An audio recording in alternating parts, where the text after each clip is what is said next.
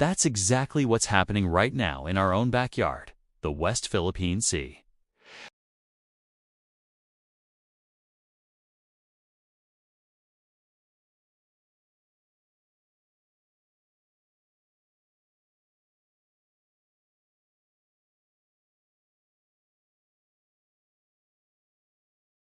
Today, we're going to uncover the heartbreaking truth behind this environmental crisis. We'll explore why this is happening, what a vessel swarm really is, and how the destruction of these reefs impacts every single Filipino, from the food on our plates to our national security. This is more than just a news headline. It's a fight for our future. So, what's really going on under the surface? The devastation is happening in a few key, devastating ways. First, there's large-scale dredging. Imagine giant industrial vacuum cleaners sucking up the seabed. They're not just taking sand, though pulverizing ancient coral formations to build artificial islands. These islands then become military outposts, complete with runways and buildings, right in the middle of our waters. Think about it. A living, breathing ecosystem that took thousands of years to grow is destroyed in a matter of months to create a patch of sand. This isn't just construction. It's the systematic erasure of a vital marine habitat.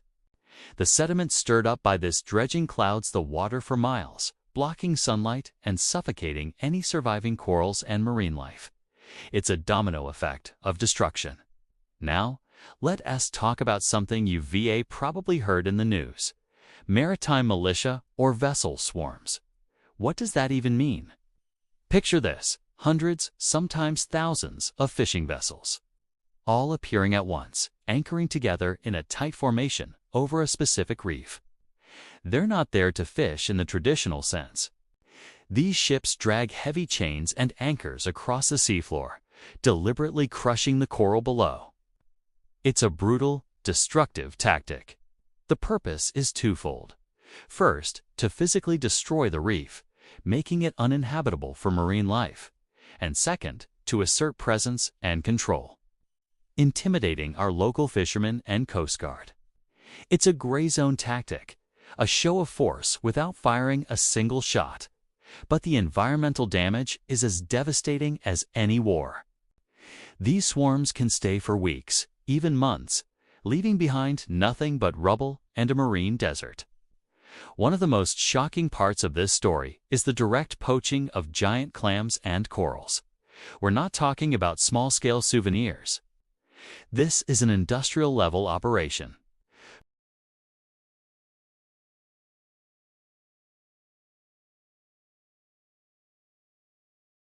These clams, known as taclobo, are then harvested, their shells carved into luxury goods that mimic ivory.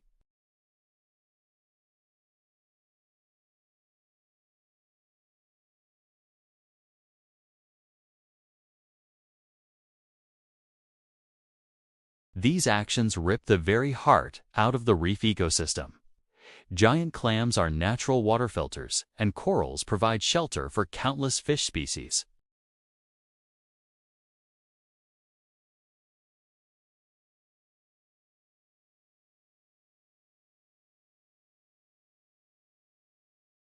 When we come back, we're going to connect the dots and see how this underwater destruction directly affects you, me, and our families. Stay with us. Welcome back. So, we've talked about the how, but the why is just as important. Why would anyone intentionally destroy these vibrant ecosystems? The answer is complex and boils down to strategy and resources. Geopolitically, these artificial islands created from the dredged reefs serve as military bases. They allow for the projection of power, surveillance, and control over one of the world's busiest shipping lanes.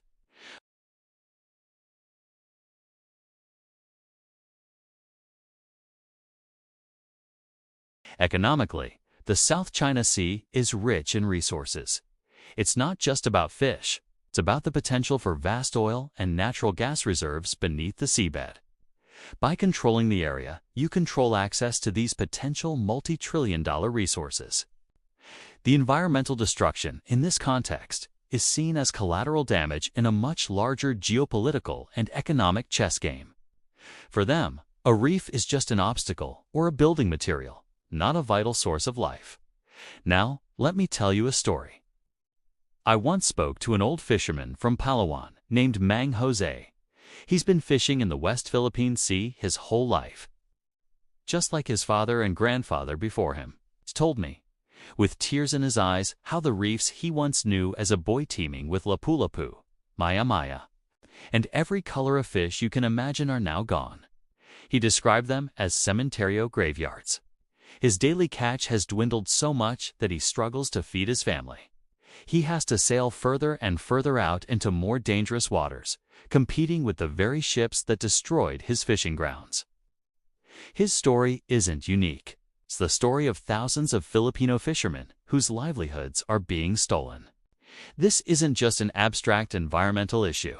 It's a human crisis, a direct attack on the food, security, and economic stability of our coastal communities. When we see fish prices rising in the market, this is one of the root causes.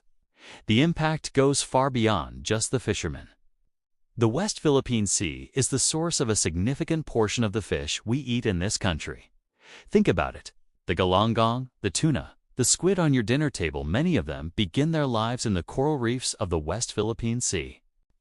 These reefs are the nurseries of the ocean. When they are destroyed, fish populations collapse.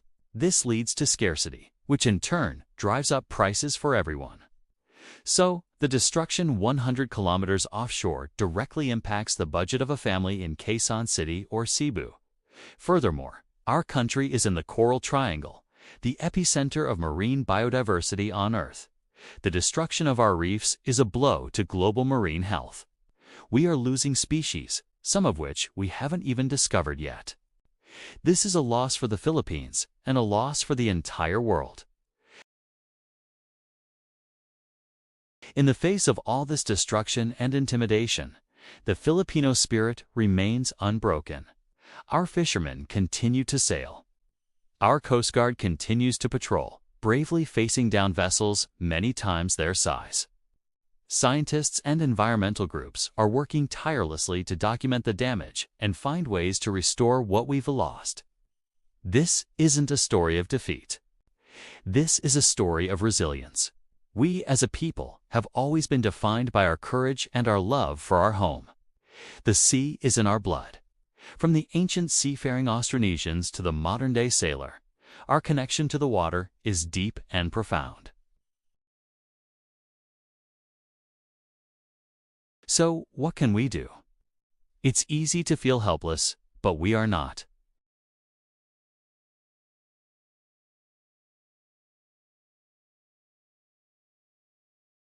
The more people who understand the truth, the stronger our collective voice becomes.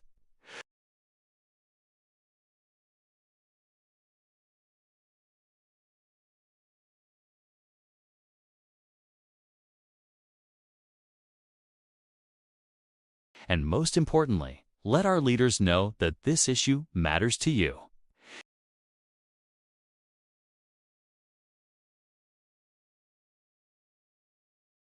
The fight for the West Philippine Sea is a fight for the Filipino soul.